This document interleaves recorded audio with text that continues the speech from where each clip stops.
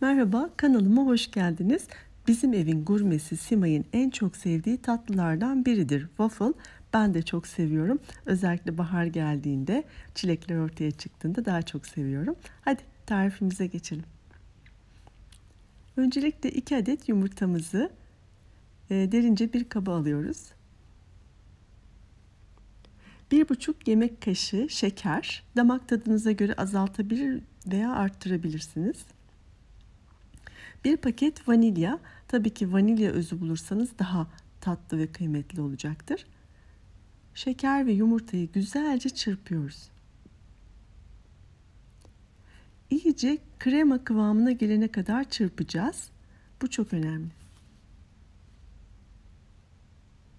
Bakın gördüğünüz gibi gayet güzel krema kıvamına geldi. Yarım çay bardağı sıvı yağ.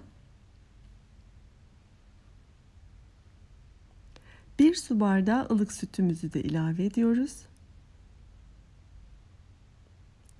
1 çay kaşığı da tuz. Lezzeti ortaya çıkarmak için atıyoruz ve karıştırıyoruz.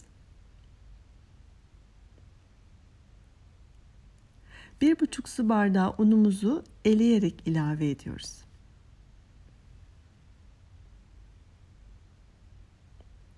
Bir tatlı kaşığı da hamur kabartma tozu kullanacağız. Bunları güzelce karıştırıyoruz.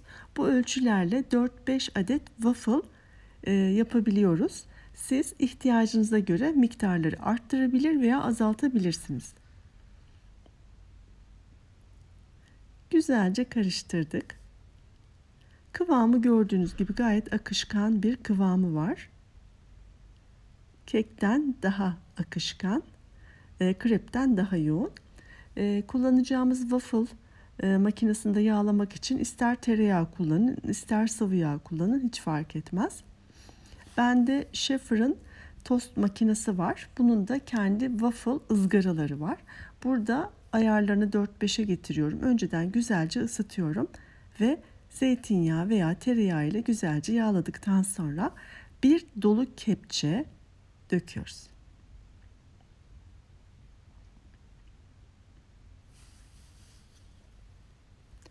Burada önemli olan 1-2 dakika bekliyoruz. Üzerinde kabarcıklar oluşana kadar.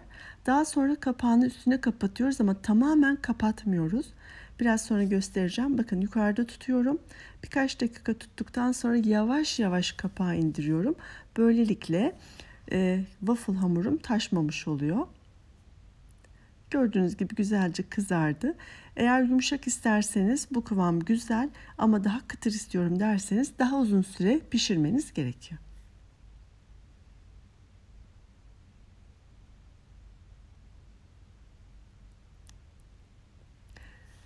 Evet, waffle'larımız hazır. Bu arada tabii süslemek için de çikolata kullanabilirsiniz. Şokella kullanabilirsiniz. Ben 100 gram bitter çikolatayı benmari usulü eritiyorum.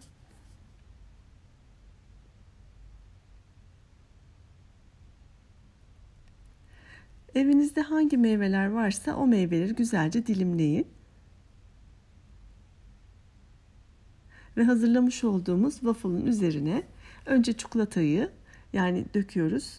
Çikolatanın üzerine de istediğiniz meyveyi yerleştiriyorsunuz.